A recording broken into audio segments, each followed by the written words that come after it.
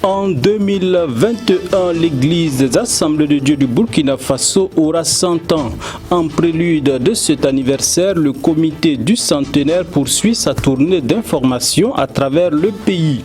Les échos de l'étape de Fada et Kupela dans cette édition. Bonsoir dames et messieurs et merci de nous témoigner votre fidélité. Ouvrons ce journal avec cette marque de solidarité du peuple ghanéen à l'endroit du peuple burkinabé éprouvé par des attaques terroristes depuis déjà quelques années, occasionnant plusieurs déplacés internes. C'est une enveloppe de près de 117 millions de francs CFA que le gouvernement ghanéen met à la disposition du Burkina Faso pour la prise en charge des victimes des attaques terroristes. Fabienne Sawadgo et Yannick Kaboré pour le compte rendu. Le gouvernement ghanéen a témoigné sa solidarité au gouvernement burkinabé ce matin à travers la remise d'un don de près de 117 millions de francs CFA pour soutenir les victimes des attaques terroristes et aussi accompagner les forces de défense et de sécurité sur le terrain.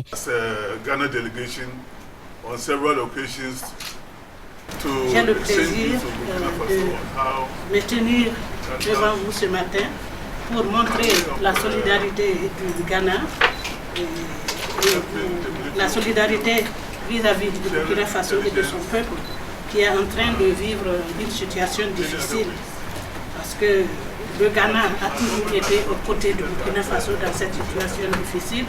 Le Ghana a suivi de bout en bout les événements qui se déroulaient et le Ghana a envoyé plusieurs fois aussi des délégations ici au Burkina Faso, mais le président ghanéen a jugé que cela n'était pas toujours suffisant.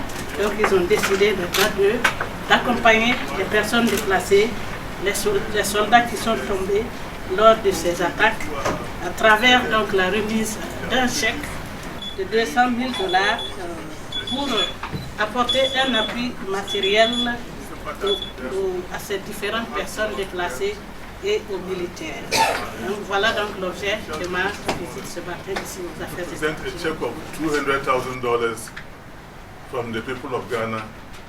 Le ministre des Affaires étrangères, au nom de tout le gouvernement burkinabé, a adressé ses vifs remerciements au gouvernement du Ghana pour son geste de solidarité qu'il n'a cessé de démontrer à de multiples occasions.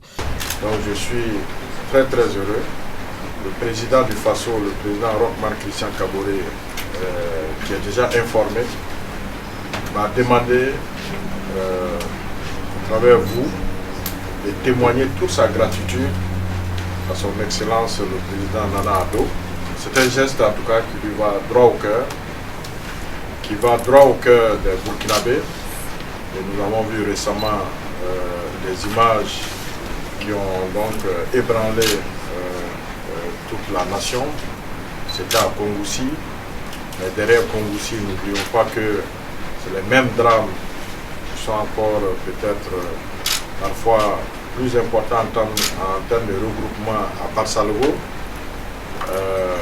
et également dans d'autres zones comme Djibo, toutes ces zones-là vivent des moments difficiles avec des familles qui ont été obligés de quitter leur terre, les terres de leurs ancêtres, les terres qu'ils cultivent depuis de longues années. Le Burkina Faso, ne pouvant pas faire face aux défis à lui seul à cause de l'ampleur de la situation, a été très honoré de la visite d'appui du Ghana qui sera certainement bénéfique à l'endroit des réfugiés qui ont dû fuir leur terre en vue de préserver leur vie. Je le disais en titre, ils sont toujours à pied d'œuvre dans la tournée d'information et de mobilisation pour le centenaire des Assemblées de Dieu du Burkina Faso prévu en 2021. Les mardis 15 et mercredi 16 octobre dernier, le comité a rencontré les responsables des structures régionaux dans les centres numéro 8 à Fada et le centre numéro 2 à Kupela. Moïse Kinda y était et voici son reportage. Ce mardi 15 octobre 2019 était la 9e étape des tournées d'échange d'informations du Comité national d'organisation du centenaire des Assemblées de Dieu du Burkina Faso. Fada Ngourma est le centre numéro 8 qui regroupe les régions de Fada, Diapaga, Kompianga, Bilanga et Gaïri. Selon le comité national d'organisation, l'un des éléments phares de ce centenaire est de pouvoir transmettre les valeurs spirituelles aux enfants pour être sûr qu'à leur tour, ils pourront transmettre ces mêmes valeurs à leurs enfants qui pourront célébrer un deuxième centenaire si Christ tardait à venir. Et à ce prix, le département enfants des Assemblées de Dieu sera beaucoup plus sollicité. À chaque rendez-vous avec les responsables des structures, l'accent est beaucoup mis sur l'organisation au sein des enfants. En tout cas, je vois que la rencontre a été louable. Nous félicitons et nous remercions le comité qui a fait ce déplacement pour en tout cas venir s'entretenir avec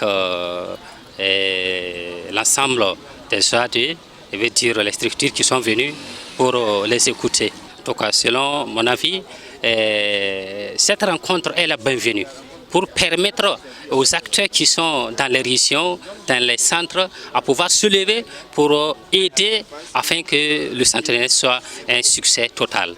Kupela est le centre numéro 2 qui regroupe les régions de Ouarghaï, Tenkotogo, Zorgo, Boulsa et bien sûr Kupela. Comme à Fada, il y a eu des questions d'éclaircissement, mais aussi des suggestions. Mam getameti ton vi nin pusra yid vim no wenam gomda alors que wenam goma yela ton ti bam patwe man bafui te hankane bam goma ye ki meti ton nem ton pusra ya wusro la ton kadne bisa ye la ne han yolon kar wenam goma en yolon nam puse ba pusra hanka yi wusro fo han kalmata kifo la fo sakantien fo goma ya bilubala la fonanya la bisi wusro la sanda ne mam handa ya koronga to soba bumuni ngobo man kama mkana mba kama wabali mam nan vaisa sinke ne sule fangese ya neba wanan zade goma wenam goma ta ason wala biyamo hen sul structure fa na nya kameto man wastaba hanke no wenam goma tana wanan datum tia wenam goma bala wenam goma yela tonti bum fana wa lorame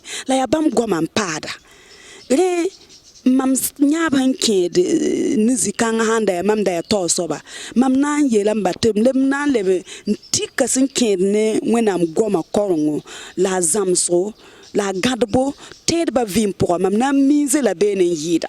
Le pasteur Olivier Maranet de l'église centrale de Saint-Cancé se réjouit que l'église ait atteint 100 ans, mais émet aussi des inquiétudes sur la vie actuelle des chrétiens. À ce titre, il invite chaque responsable de l'église, à quelque niveau qu'il soit, à rester sur sa vocation et à rester attaché à la vérité infaillible qui est la parole de Dieu.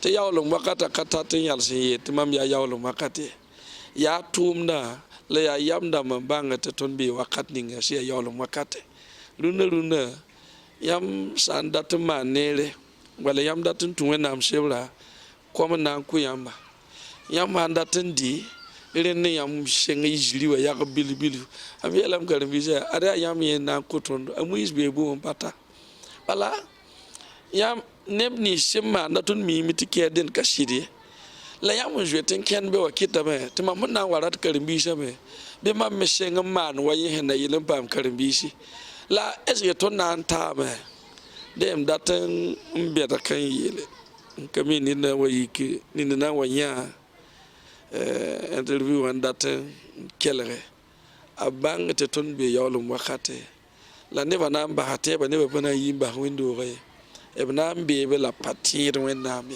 ya nyawa ya tun julera denam timote na san yemra yele 20 shishunga men yele la tun moto da men nam piti shishunga sin yele bumninga na ya tun jubiera yolan ka tun juno za ya ne tun san tajini luno yum kwabra et to je kad ko yam pousse wenam barka.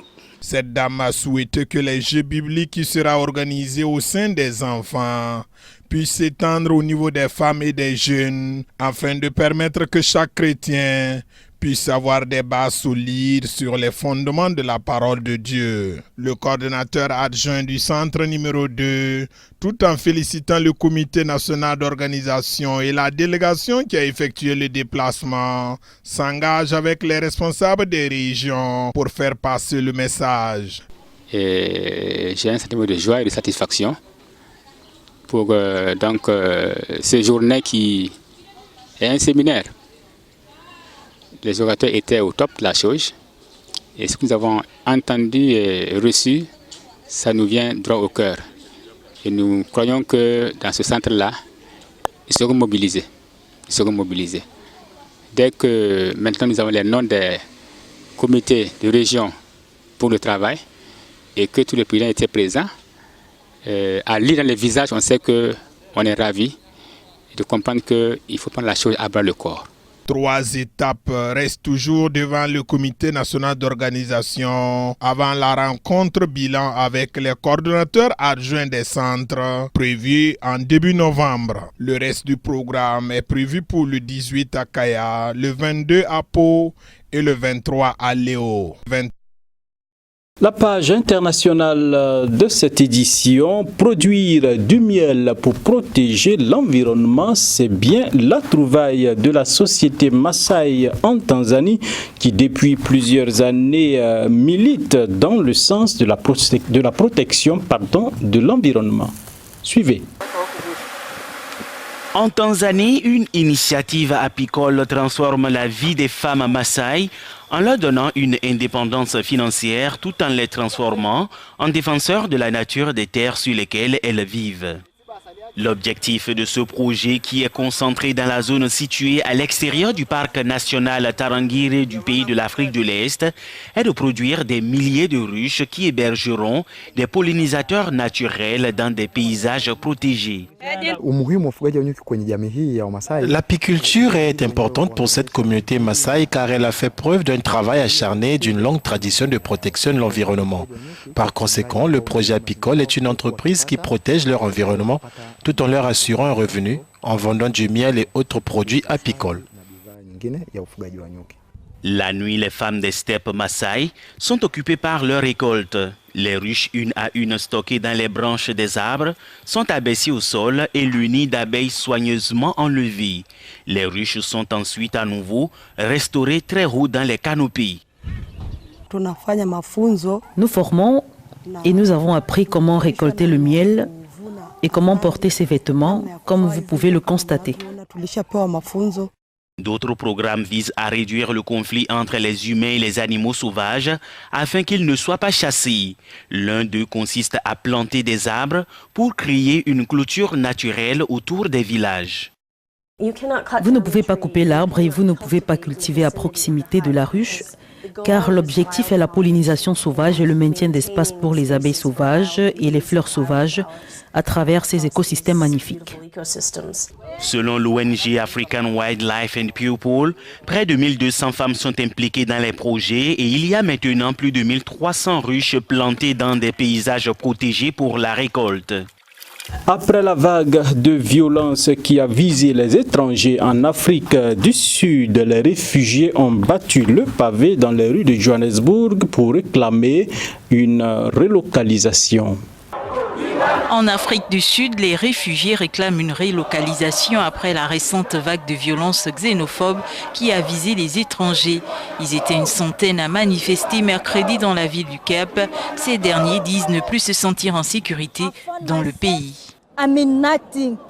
Je me suis retrouvée, je ne veux rien dire, 15 ans en Afrique du Sud, mais j'ai toujours ce sentiment qu'on m'empêche d'aller à l'université. Enfin, je n'en peux plus. C'est mieux que je quitte ce pays. C'est mieux que je parte. C'est une évidence. Nous voulons faciliter les choses à ces gens en quittant le pays pour aller dans un endroit sûr. Vous pouvez tuer quelqu'un tous les jours. Il y aura un jour où d'autres personnes diront que nous sommes fatigués. Nous ne voulons donc pas négocier quoi que ce soit. Il n'y a pas de négociation. Nous voulons vraiment quitter ce pays dès que possible, s'il vous plaît.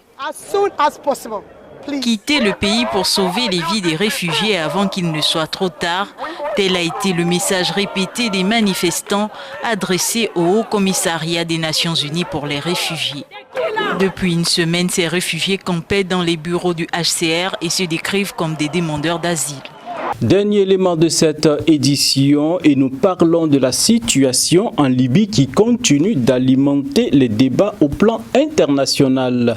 Le choix d'un émissaire conjoint de l'Union africaine et de l'ONU divise Africains et Occidentaux siégeant au Conseil de sécurité de l'ONU. Toujours pas d'accord sur le choix d'un émissaire pour la Libye. Mercredi, les 3 membres africains du Conseil de sécurité de l'ONU ont échoué à obtenir la nomination d'un envoyé conjoint de l'Union africaine et de l'ONU pour la Libye. Les Occidentaux refusant d'évincer le Libanais Gassam Salamé selon des diplomates. Ne changeons pas de cheval au milieu du gué, ont fait valoir Américains et Européens lors d'une réunion à huis clos demandée par l'Afrique du Sud, la Côte d'Ivoire et la Guinée équatoriale. On peut reparler plus tard de l'idée africaine, ont estimé d'autres États. La Russie et la Chine n'ont pas réellement penché dans un sens ou dans l'autre selon d'autres diplomates. Pékin a pour sa part plaidé pour l'harmonie du Conseil. En fonction, depuis juin 2017, Gassam Salamé a proposé un plan en 3 points pour mettre un terme au conflit libyen, un cessez-le-feu, une conférence internationale et une conférence interlibyenne. Depuis le 4 avril, début de l'offensive du maréchal Haftar contre Tripoli, la bataille entre ses forces et celles loyales au GNA a fait au moins 1000 morts et forcé 120 000 personnes à quitter leur foyer selon l'ONU.